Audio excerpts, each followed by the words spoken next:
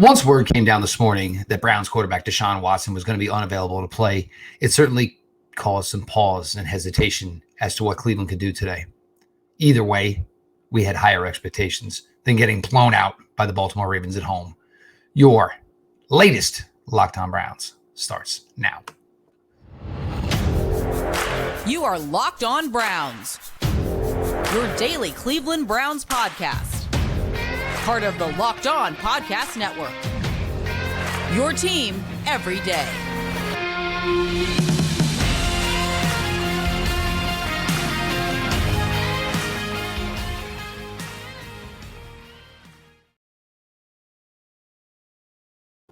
Welcome back, my friends, to the show that never ends, your daily delivery of all things Dog Pound, LGB, on the LOB, the Locked On Browns podcast, brought to you by the Locked On Podcast Network, your team every day. Your host, Jeff Lloyd, and I appreciate everybody who makes Locked On Browns their first listen every single day. The everyday crowd that continues to grow over at YouTube. Make sure you subscribe to the Locked On Browns YouTube channel. Locked On Browns is always available, always free, wherever you get your podcasts. Today's episode is brought to you by LinkedIn Jobs. LinkedIn Jobs helps you find the qualified candidates you want to talk to faster. Post your job for free at linkedin.com/LockedOnNFL. That's linkedin.com/LockedOnNFL to post your job for free. Terms and conditions apply. Well, we got word this morning that DeShaun Watson was going to be unable to go. If you guys remember, I did the bonus episode talking about this, and I know some of you in the comments, oh, well, Watson said he was going to play, blah, blah, blah, blah, blah, blah.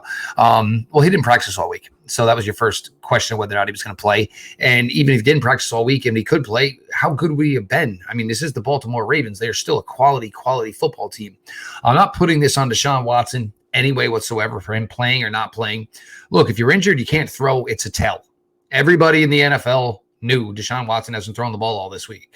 He barely threw the ball this morning, and then obviously the decision was made that he was going to be unable to go. And he had to go with rookie quarterback Dorian Thompson-Robinson. Now, for DTR, look, to say the fifth-round pick played like a rookie fifth-round pick, fair. To say the lights were too bright, it's fair.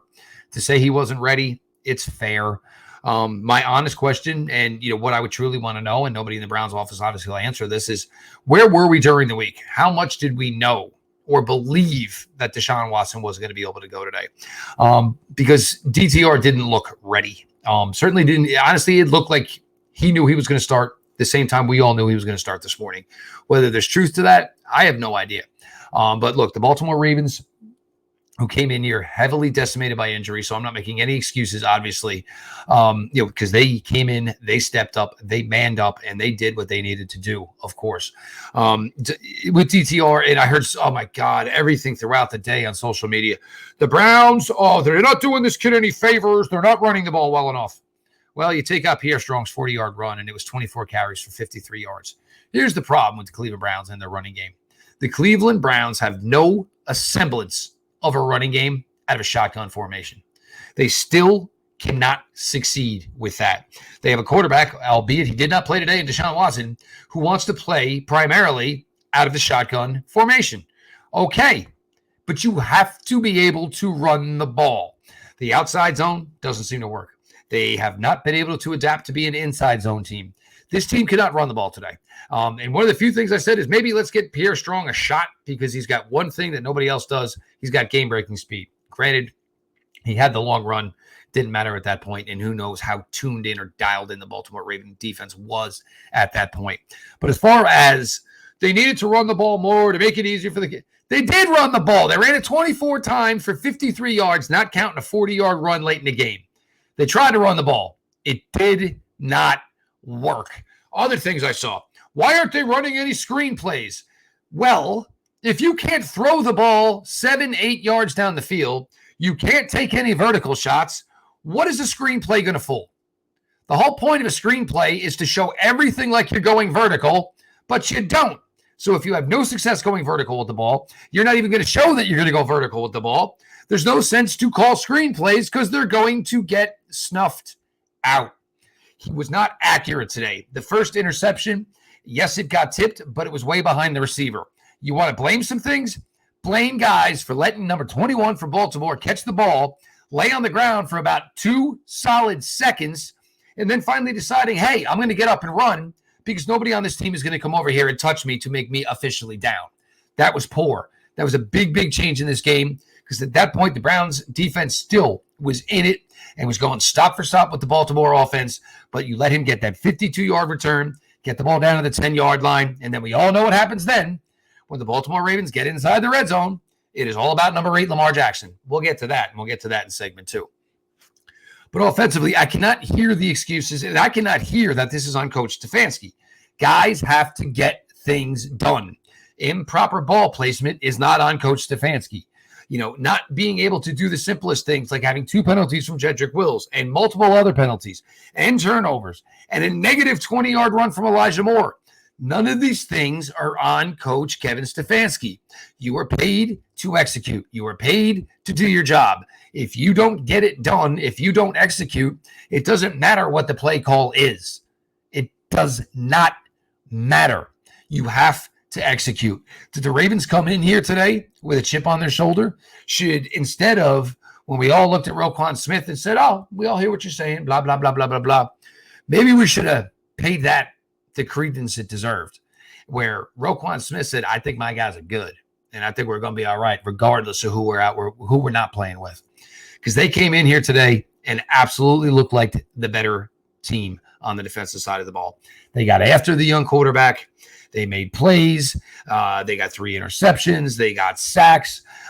Jerome Ford had an absolutely terrible rep in pass pro where Patrick Queen just basically ran through him. It wasn't even a big amount of physicality.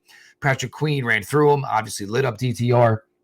It was the first interception. It was the second interception. It was the third interception. I admire the kid for going out there and trying to do everything he could today. Me, personally, I would have pulled him for PJ Walker because I didn't want somebody like that who's going to hopefully be your long-term backup to get such a sour taste in his mouth. And most likely we don't know the next time DTR is going to see regular season reps. So I probably would have saved him the continued humiliation because the kid had a really, really tough day. Was he ready? No. Was he game planned up? We still don't know. And nobody's obviously going to tell us. Nobody's going to tell us that they thought, on Wednesday, we thought it was going to be DTR, Thursday, Friday, or was it even this morning when they thought it was finally going to be DTR? So we don't know. But for DTR, it was a really, really rough day. Obviously, a really tough spot to be in. The Baltimore Ravens are a team that absolutely salivates over backup quarterbacks. They always have. They will expose any weakness you have. And for anybody with the Josh Dobbs talk, stop. Josh Dobbs would have lost this game the same way, 28-3. DeShaun Watson, even if he played today, the Browns would have been lucky to lose by 2 touchdowns. Nobody was beating this Baltimore Ravens team the way they played today. The defense did some good things. They weren't good enough, obviously, but the offense just flat out did not get it done today. And who do you point the finger at? Everyone. You point the finger at everyone. They couldn't throw. They couldn't pass. They couldn't block. They did nothing on offense today. So let's not single out any one person, because it was a collective effort of just absolute stink. That is what the Cleveland Browns offense gave you today. I am Jeff Lloyd. We're going to continue on here. We're going to talk the defense. We're going to get to segment 3. We're going to talk the bad news, but actually some good news from around the day in the NFL as far as the AFC North is concerned. Jeff Lloyd, your latest Locked On Browns. I appreciate you all for sticking along for the ride.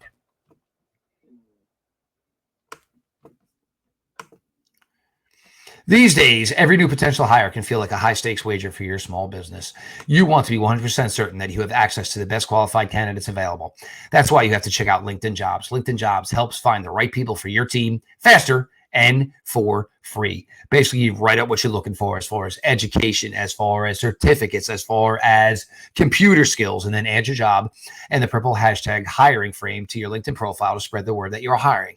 Simple tools like screening questions make it easy to focus on candidates with just the right skills and experience so you can quickly prioritize who you'd like to interview and hire. It's why small businesses rate LinkedIn Jobs #1 in delivering quality hires versus leading competitors. LinkedIn Jobs helps you find the qualified candidates you want to talk to faster. Post your job for free at linkedin.com/LockedOnNFL. That's linkedin.com/LockedOnNFL to post your job for free. Terms and conditions apply.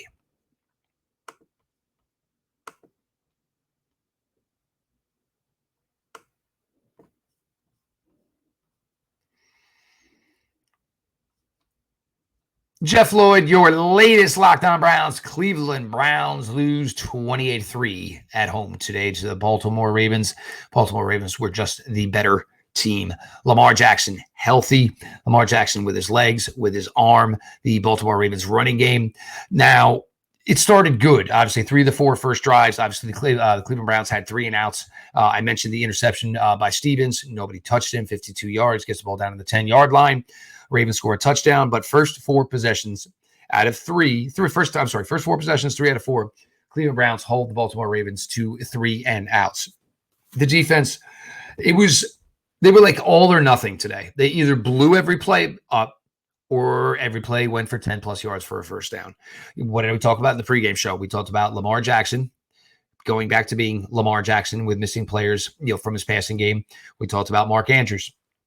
Lamar Jackson, 2 touchdowns on the ground. Lamar Jackson, 2 touchdowns in the air. First game of his career, which seems odd, where he had 2 on the ground and 2 in the air. Certainly seems odd from that capacity.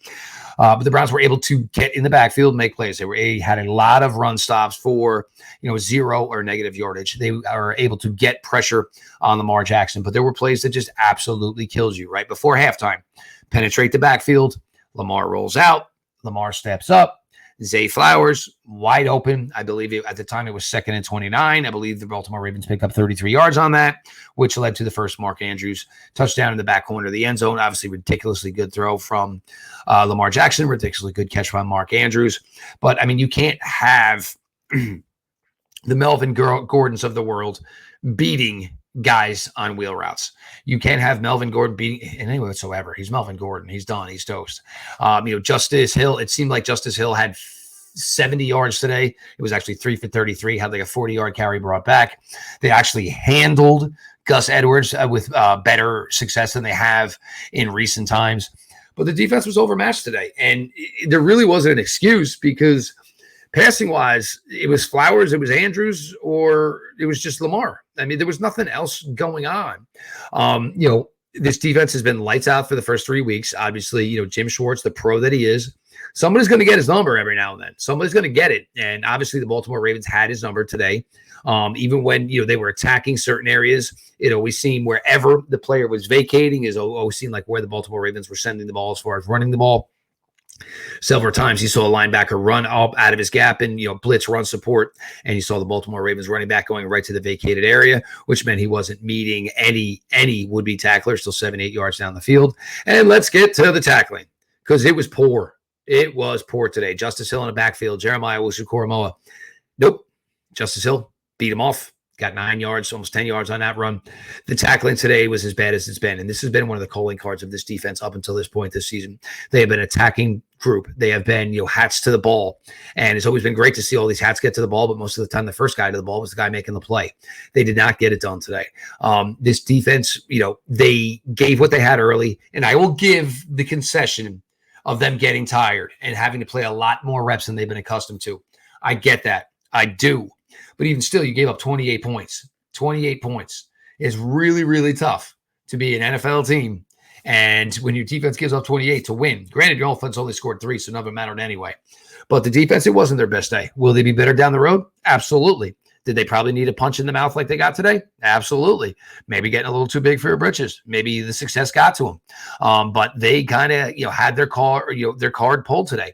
And now keep in mind, Baltimore Ravens started a second-string left tackle the entire game. Their right tackle was, in essence, their fourth tackle, who played more than half of the game at right tackle. So there are no excuses here. You know what I'm saying? Everybody needed to play better. The defense especially needed to play better. There was no Odell. There was obviously no Rashad Bateman. You knew Zay Flowers was going to be the wide receiver of choice. You knew in any, clutch, crucial situation, he was going to go to Mark Andrews. These were all things you knew going into this game today. There was nothing you could do about it. You couldn't stop it, and it still continued to happen. The Ravens so much so even started to dial it back later in the game. They had respect that Cleveland's defense was playing stronger, but they also had respect that we have a big lead, and we know your offense can't do anything, and our defense is playing fantastic right now. So it was as brutal as it was and as ugly as it was. I don't think it's the beginning of anything. I think it was just a rough day today. And I think something in that locker room when they knew DeShaun Watson was going to be able to go today took a little sink out of the sails, a little steam out of the sails, so to speak. I mean, think, what was one of the other big storylines we talked about today? Oh, no, David Njoku and his possible burns. Can he play? David Njoku did his part today. One of the few on the offensive side of the ball who did. It wasn't great, obviously, but he wasn't, poor like everybody else on the offensive side of the ball was. But the defense, this isn't going to be the norm. And Lamar has always just been a nightmare matchup for this team, because every time you think he got him as far as his legs is when he throws it. Every time you think he got him covered is when he beats you with his legs. And some of the accuracy now, obviously the ball to Flowers, right before the second half was ridiculous. The touchdown pass to Mark Andrews was just absolutely ridiculous. Great placement, great accuracy where only your guy can make a play. It was, look, the Baltimore Ravens aren't a joke. They're a really, really solid football team. And maybe we underappreciated them. Maybe I undervalued them. I can probably certainly attest to that. I still think the Browns, if they had DeShaun Watson today and they played the game that we think the Browns are capable of this year, this game would have been a lot closer and certainly could have been, certainly a lot different outcome. But the Browns defense, look, everybody gets scored upon. And you're not going to have weeks where, the Browns went 3 weeks with giving up one offensive touchdown. Certainly not the case today, of course. But, these guys are in the NFL too. These guys get paid too. These coaches from other teams get paid too. They have to adjust. And now that there's 3 weeks, and now when we see the San Francisco 49ers, there will be 4 weeks of Cleveland Browns film to digest. A team like the San Francisco 49ers is going to have some things that they think are going to work against this team. Certainly doesn't help the guys got hurt. Certainly doesn't help that Myles Garrett leaves the field in a walking boot. Of course, Myles, and everybody, Myles will play, after the bye. He said so. This is the same thing you all said about DeShaun Watson Friday. Just because they say they're going to be ready to go doesn't necessarily mean they're going to be ready to go. Another injury, obviously, Ethan Pocic went down not once, but twice. First, it was a chest injury. Second time, it was a leg. He's leaving with a knee brace. He's leaving with crutches.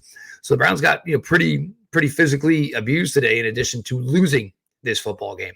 And I know the fans are sour and there's a lot of finger pointing, and I'm trying not to do this anymore, but I got into it a little bit of social media because everybody wants to point the finger, and it's either the coach or the general manager. It's not that guys just didn't play well. And that's where my issue is it's always the coach. It's always the coach, always the coach. Look, your rookie quarterback played like a fifth-round quarterback, like a rookie fifth-round quarterback. He didn't play well today. Wasn't ready for it, which is why a lot of us, as much as, like the summer fling, that's what DTR was. Everybody loved him over August. But now that we actually got to see him, when it mattered here in the fall, guess what? It wasn't the same thing now, was it? And, for DTR, there'll be better days. Hopefully they don't come soon, because I'd rather DeShaun Watson quarterback this franchise. But for DTR, hey, it's a rough first experience in the NFL. He's certainly not going to be the first guy that took one on the chin, start his NFL career. He certainly won't be the last. But the true test of the story will be, when next time DTR's number is called, how does he come back? I am Jeff Lloyd, your latest Locked On Browns. Obviously, a very disappointing day. Cleveland Browns lose 28-3 to the Baltimore Ravens at home as they head physically limping into the bye. Segment 3, bad news, good news. Jeff Lloyd coming up next.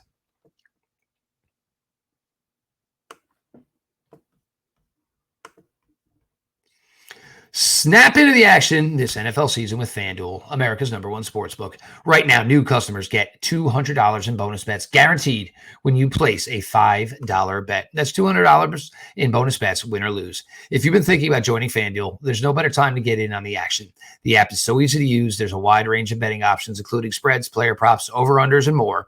So visit FanDuel.com/lockedon and kick off the NFL season. FanDuel, official partner of the NFL.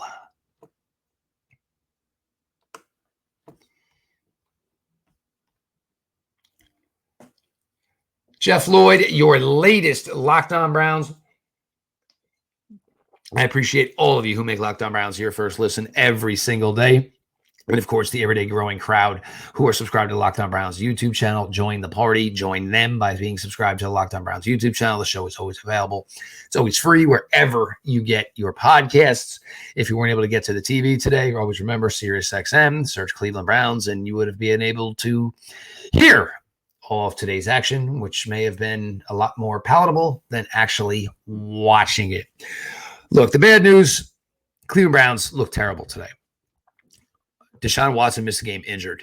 hopefully DeShaun Watson, given obviously from last Sunday to this Sunday to next Sunday to the following Sunday, DeShaun Watson returns to 100% pure health because this team needs him. If this team cannot threaten vertically or even attempt to throw some balls down the field, you are absolutely just begging people to inch closer and closer and closer, which means they're taking away the intermediate game. They are taking away the running game. It goes back to what we've always talked about, which is the worst of times for the Coach Stefanski offense. When they can't get the ball deep, they play in this 15 to 20-yard box. You might as well just tell the defense, hey, we respect you too much to even try. You've got to take shots. You've got to loosen up coverage. You got to get guys out of the box. You got to get guys away from the line of scrimmage. And even more so because they're going to have to do this because they don't know how to run the ball right now. They don't run the ball very well. And if they want to continue to take snaps out of shotgun, it's going to be a problem because they have no cohesiveness to the running game out of the shotgun formation. It's something that needs to be integral. I mean, integral over the next 2 weeks while this team is on the bye. They need to find a way to be successful running the football out of the shotgun. And I don't mean DeShaun Watson because that got us in the absolute instance we were today where number 4 was a spectator and certainly not a player. More bad news. Obviously, Myles Garrett injured. Ethan Pocic injured. We'll monitor these injuries and we'll see where these guys are going to be. You know, the Browns do have 2 other centers on the roster, but this team really, really likes Ethan Pocic, even so much so that they kind of went out of their zone to make sure they could bring Ethan Pocic back here in 2023 to be a part of this offensive line. So tough blow there.